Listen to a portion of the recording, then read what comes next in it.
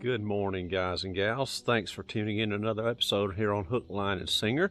I'm your host and resident singing fisherman, Bob Sellers. I got my co-host with me today. That's Will right there. We are on a brand new to us pond this morning. It is absolutely beautiful out here. We've had all kind of rain last week and humidity and heat. It was 97 degrees yesterday when I was on my way home from Birmingham, but it is nice and cool out here this morning. That normally doesn't bode exceptionally well for fishing. We're going to have bluebird skies and it's going to be a gorgeous day, but hey, whether we catch them or not, we're going to have a ball out here. This place is absolutely beautiful. Hey, y'all stay tuned. Let's see what we can catch.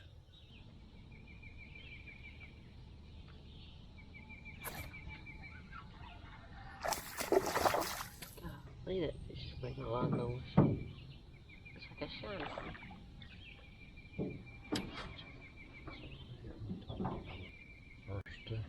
First one of the day. It's a big one.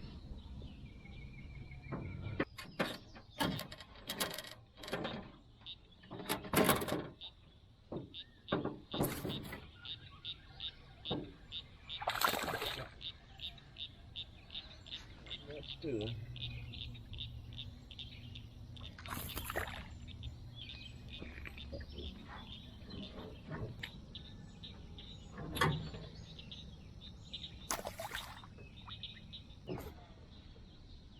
There we go.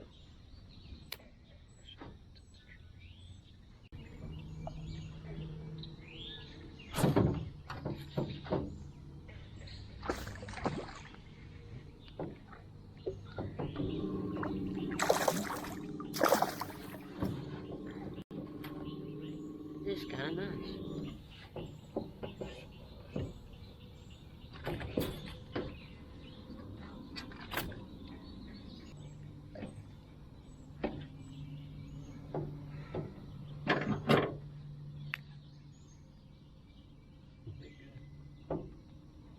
Sorta. I just got my line running, to be honest. I like it. A lot more comfortable. They hit you. Got another one.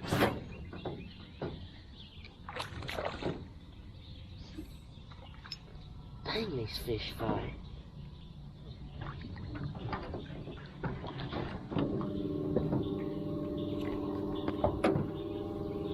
Look. This is hot.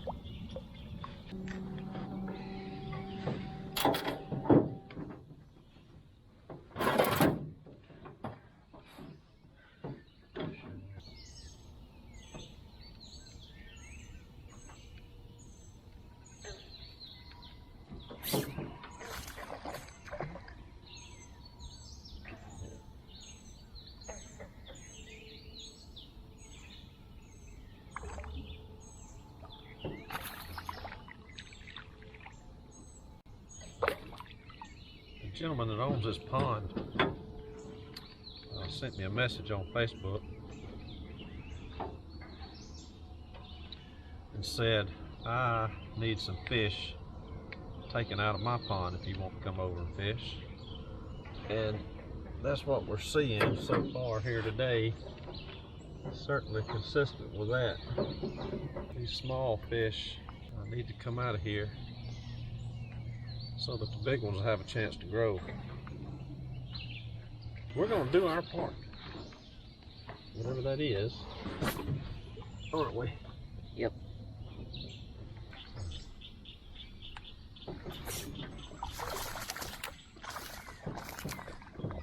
Bigs only. Another big one.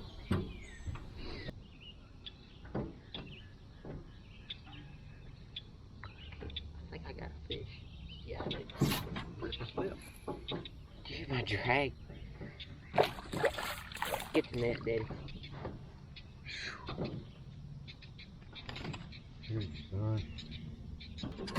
That's a tournament winner right there.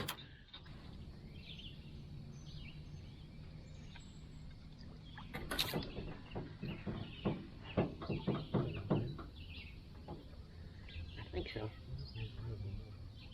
Hmm?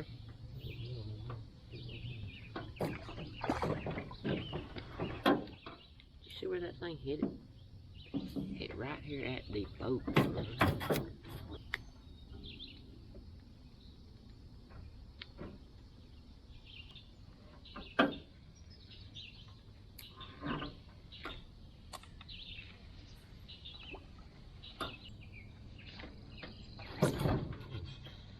You got slides, man. You better set that in.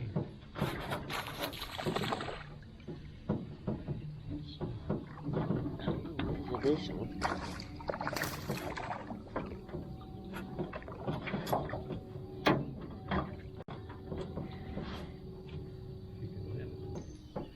Easily.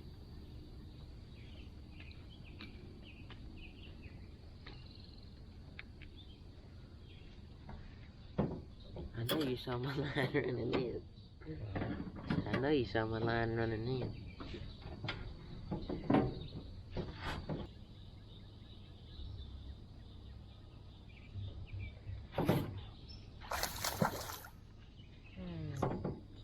See that? There went my worm.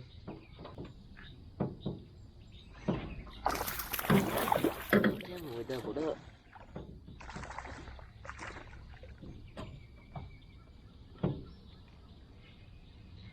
Oh, goodness gracious. This wallet. Yep.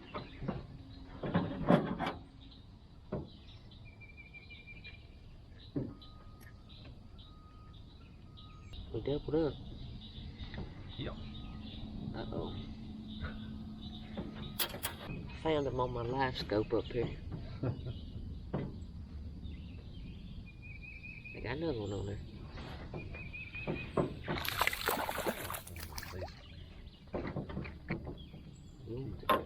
Sir? Long arming. Take it. See another one?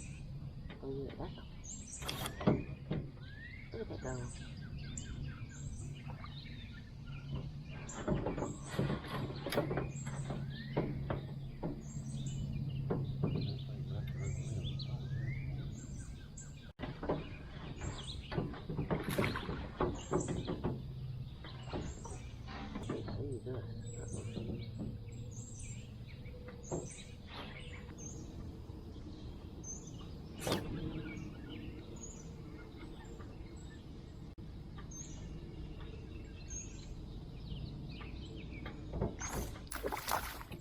It's net.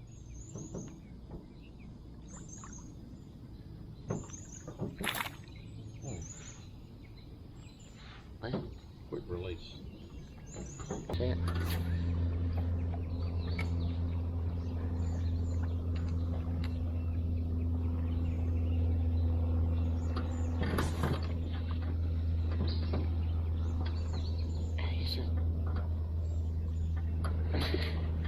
Running straight out to the middle.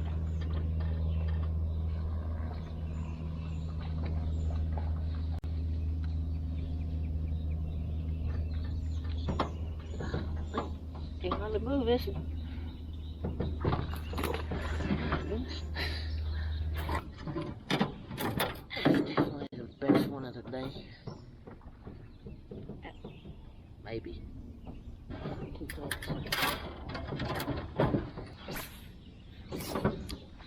Move. Gotta pull.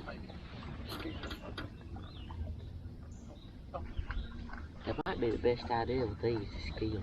I mean, right there, that's it. Oh! Ow! Oh, yeah. Oh. Yes. Hey! Oh, sorry about that. Oh. Stop! I had a bite.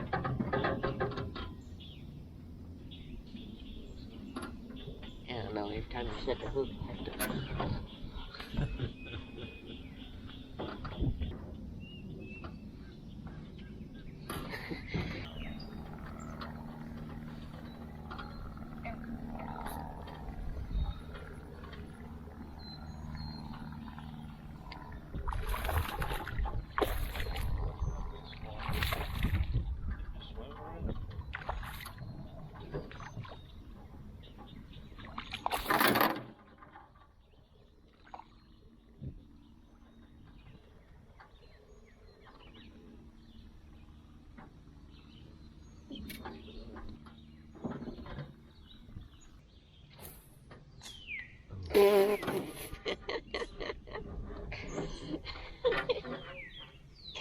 figured out how you qualify for the Angler of the Year. I mean, for the Bassmaster Classic. Why did these things come up?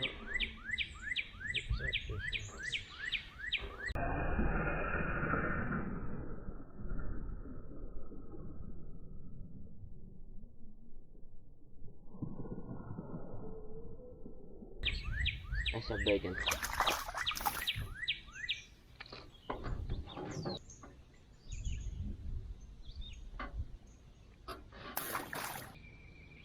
Is Mama holding it? Is it a white bass?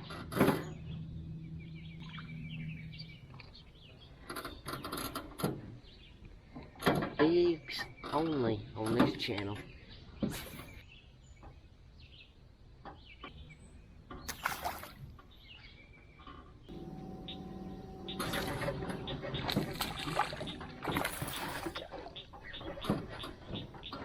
That's quick.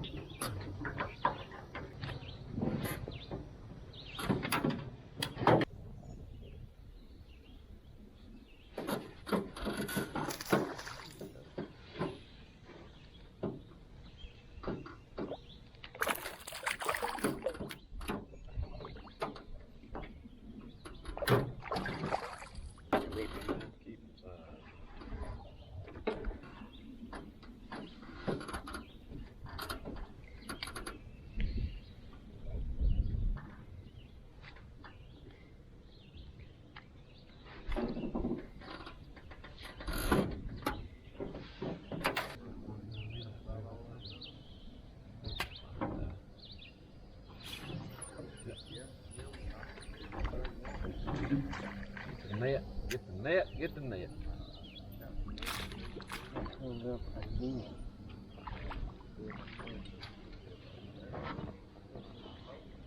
They're pulling the little rascals, aren't they?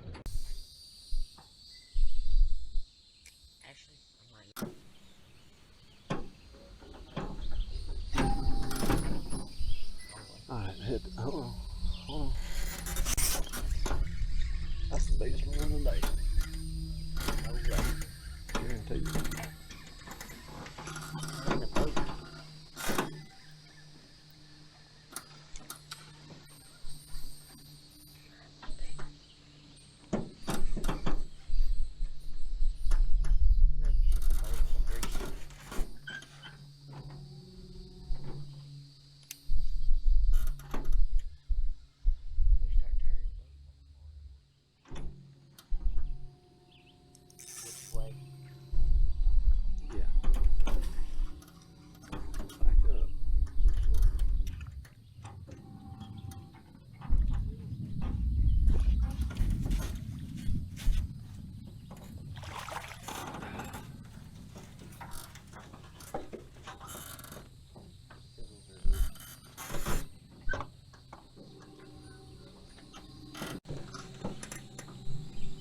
Finally got a really nice one.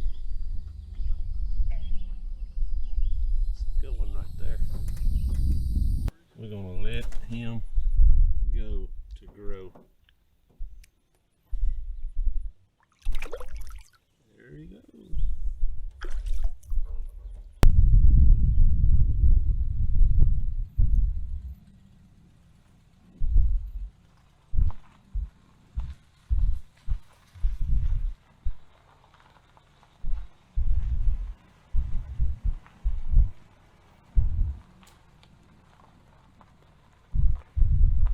Hey guys and gals, well, Will and I are back.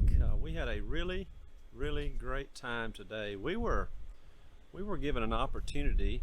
A gentleman was nice enough, a local fella, to send me a message on Facebook and said, got a great little bass pond. If you want to come over sometime, I really need some bass caught out. Ha ha ha ha. Music to this guy's ears.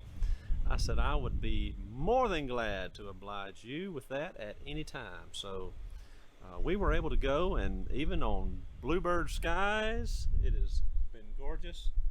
Bluebird skies, and a cold front just moved through. It was really nice and cool this morning.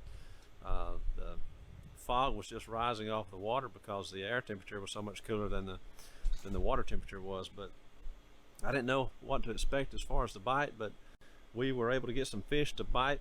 The only thing they would touch was a wacky rigged green pumpkin stickworm, and we've got a bucket full of bass. So I'm going to turn this into a catch, clean, and cook video. We've done the catching, about to do the cleaning, and then later the best part, well, the next to best part, the cooking, and then the best part, the eating.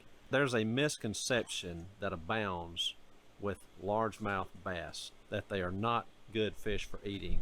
I think the conservatives of the world, which is probably not a bad thing, kind of created that misnomer in hopes of conservation, and so many bass were being taken out of the public waters and such. And so years ago there was a big push for catch and release for bass, which has been great for the sport, great for the fish, but a lot of ponds get really bad overstocked. One of the ponds that I fish very frequently on this channel is just such a place. It's extremely overpopulated. The fish in it are not healthy, and we caught some of those today, which is certainly indicative of an overpopulation of bass in this particular pond that we were in.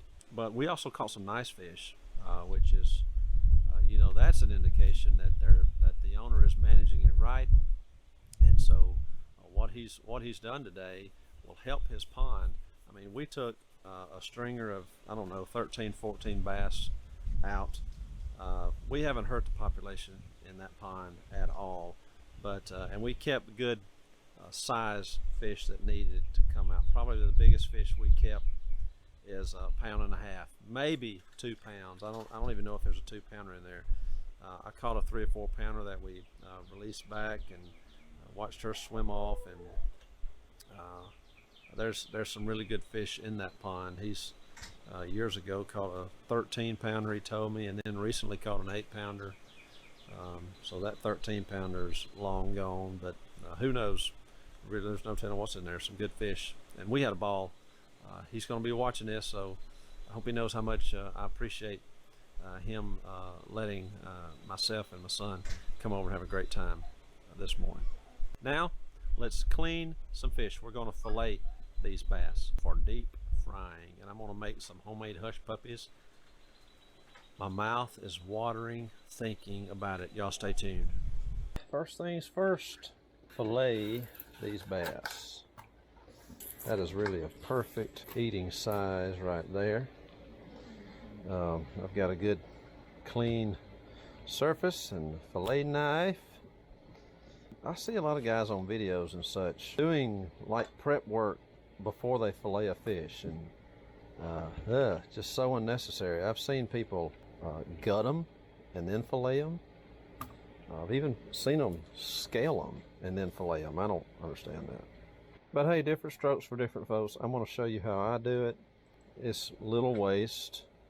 I mean, you don't get as much meat as you would if you were eating it off the bone, and there's nothing wrong with whole fish, but we're filleting these. So here we go. Go down behind the gill plate right there with a cut. Turn your knife. Just feel the backbone. Keep it next to the backbone. And right here, don't go all the way through. This is important. A lot of times I see folks cut all the way through there, and then they're having to pinch this and do that. Don't cut all the way through. Just flip that back, and then that holds it for you. Right there.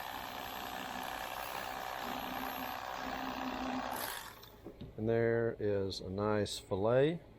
The rib cage is in it, so you want that out. Just feel it. Your fingers. Cut along that rib cage. Take that out, and you're left with nothing but wonderful white bass fillet, and I promise y'all that is some good eating right there. I'm going to show you to you cooked here before long. And flip it over, and repeat the process.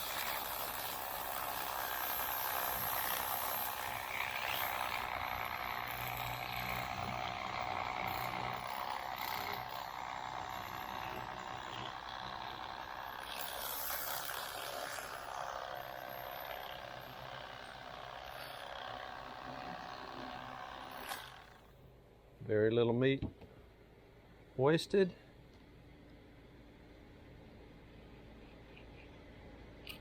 Rib cage out.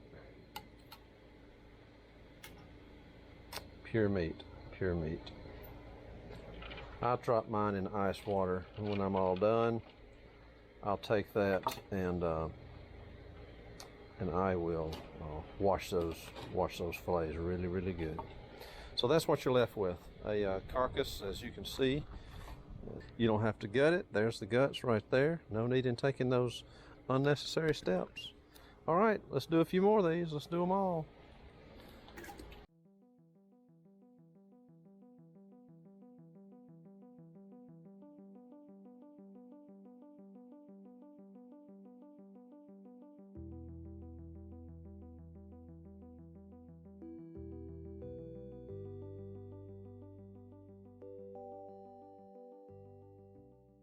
So this is my fish frying setup.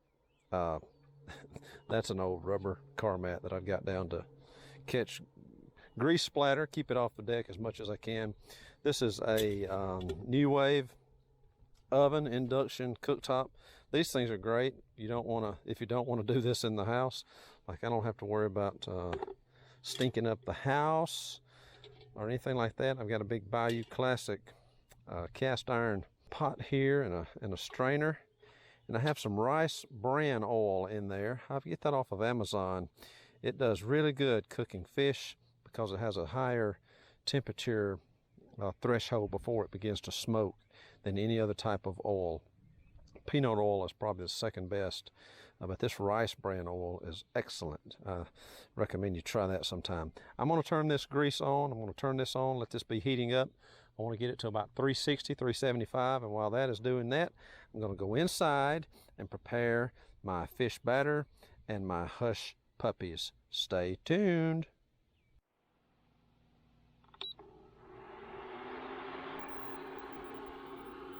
Lots of different ways people cook hush puppies. Mine is pretty simple. I combined 1 cup of self-rising yellow cornmeal mix, Martha White variety, with a 1/2 cup of flour. And I added a large onion cut up. I don't chop it up real fine. And I added about 2 jalapeno peppers. I put some Old Bay seasoning in mine to taste, as well as a little salt and pepper. You can tell these are really oniony. My rule, y'all know my rule for cooking. If whatever you're cooking takes onion, you can't have too much. Whatever you're cooking takes butter, can't have too much. A little buttermilk. I want to keep this pretty thick though.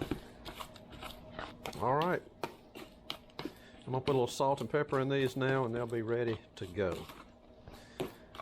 And what you want to do is really important. Cook these in after the fish. Cook these after you cook your fish in the same grease that you cook your fish in. That'll give them that good, fishy, crusty goodness that the best hush puppies have. And then I use a little tiny melon ball scooper or small ice cream scooper, whatever it is, and scoop mine in the grease. Be right back.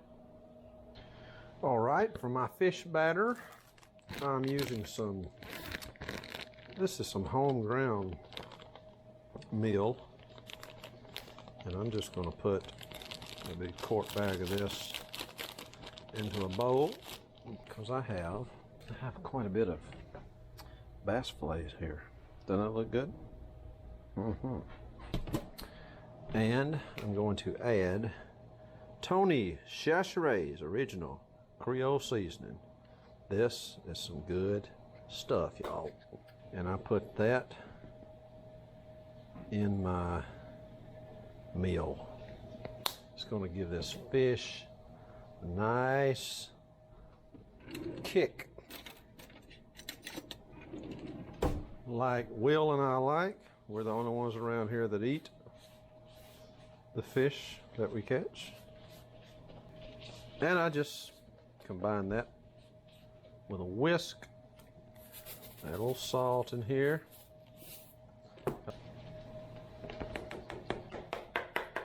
Okay.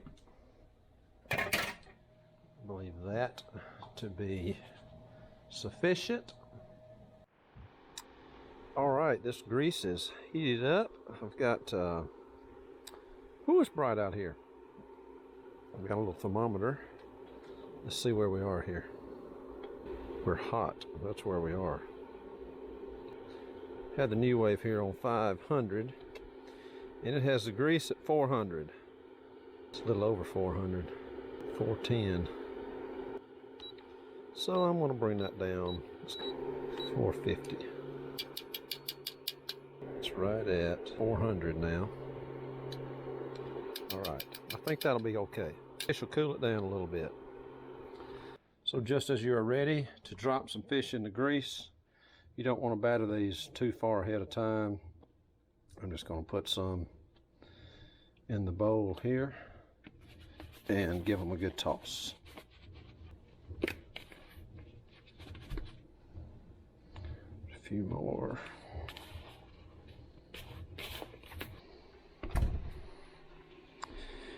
Okay, let's see what happens. Here's the magic. Look at that.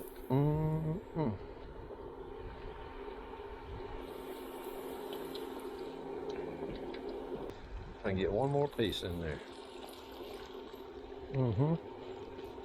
Oh, that is sizzling away.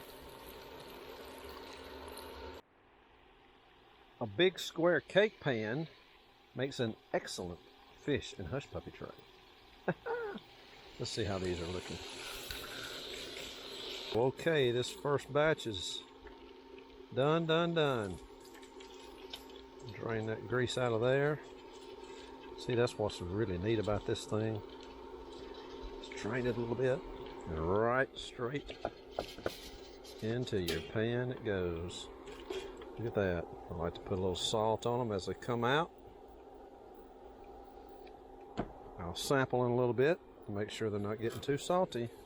But that is basically the gist of it, folks. Here's the final results of the fish fry. That back there is just meal and some seasoning, little Tony Chachere's. This is Cajun. I did that for Will. Just added some Cajun spices and some blackening. He likes everything hot, so that'll be good too. All right, it's hush puppy time. Here are my hush puppies, or well, my hush puppy mix. That's about the consistency that you want it. I use this to keep them nice and even. You just scoop them out into the grease like that. Grease that's good and hot, like this. These are going to have onion ears. Be so good.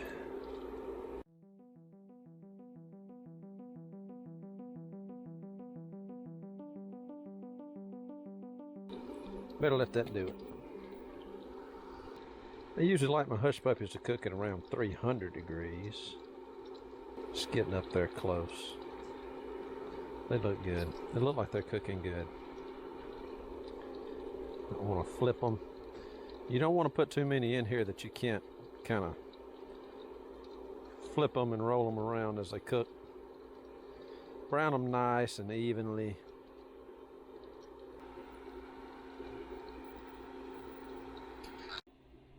Boy, it is an absolutely beautiful day to be doing this, or really to be doing just about anything.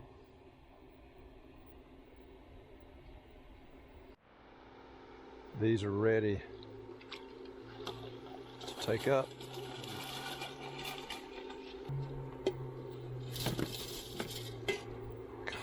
Can y'all taste that? Of course you can't. I wish you could. I'd share it with you.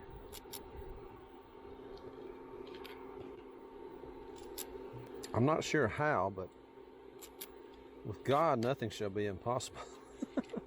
I'm thinking of the story in the Bible of all the throngs of people, and the disciples told Jesus to send them on so that they could go get something to eat, basically. And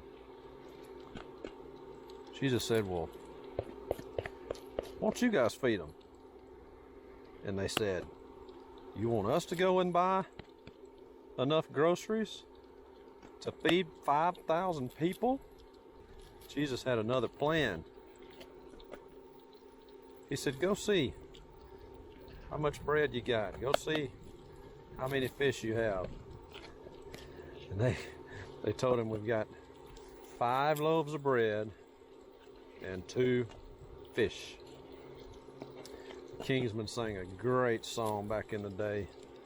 Featured Arthur Rice.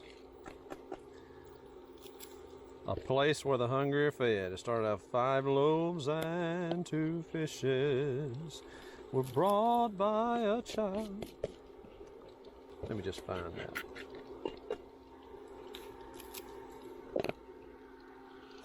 In Mark chapter 6, starting in verse 34, it says, and Jesus, when he came out, saw much people and was moved with compassion toward them, because they were as sheep not having a shepherd, and he began to teach them many things. And when the day was now far spent, his disciples came unto him and said, this is a desert place, and now the time is far past. Send them away, that they may go into the country round about and into the villages, and buy themselves bread, for they have nothing to eat. He being Jesus, answered and said unto them, give ye them to eat. He said, you feed them. And they said unto him, shall we go and buy 200 pennyworth of bread, and give them to eat? He saith unto them, how many loaves have ye? Go and see. And when they knew, they say, 5 and 2 fishes. And he commanded them to make all sit down by companies upon the green grass, and they sat down in ranks by hundreds and by 50s. And when he had taken the 5 loaves and the 2 fishes, he looked up to heaven, and blessed and brake the loaves, and gave them to his disciples to set before them, and the 2 fishes divided he among them all. And they did all eat, and were filled, and they took up 12 baskets full of the fragments and of the fishes. And they that did eat of the loaves were about 5,000 men. 5 loaves and 2 fishes. Jesus fed 5,000 people. He's awesome. It's hot today. That thermometer is laying out in the sun, and it's 125 degrees. But it's not humid. I'll take it. I'll take it. I have turned off the cooktop. The last of the hush puppies are getting just a little bit more brown, sitting there in that hot grease. Oh my. The hush puppies, to me, are just as good as the fish. There it is. Guys and gals, ladies and gentlemen, lads and lasses, that's a completed fish fry. Mom has made fries inside, some French fries, and also some fried dill pickles. And let's go partake. Hey, once again, I just want to thank y'all for tuning in right here on Hook, Line, and Singer. I hope you've enjoyed this video. Had a lot of fun catching these fish. Had a lot more fun eating the fish. It's been a good day. God has blessed us, and I hope that you are blessed and doing well wherever you may be watching this right now. Hey, remember, I try to post a video every Tuesday morning and every Friday morning at 7 a.m. So if you'll be sure to tune in here on those days, I'll have something brand new for you, good Lord willing. Please, if you haven't done so already, subscribe to this channel. And please like my videos. And also, if you'll click the bell, you'll receive a notification when I do upload something. Hey, I thank y'all so much for helping me with this channel, and I look forward to bringing you a lot more good material.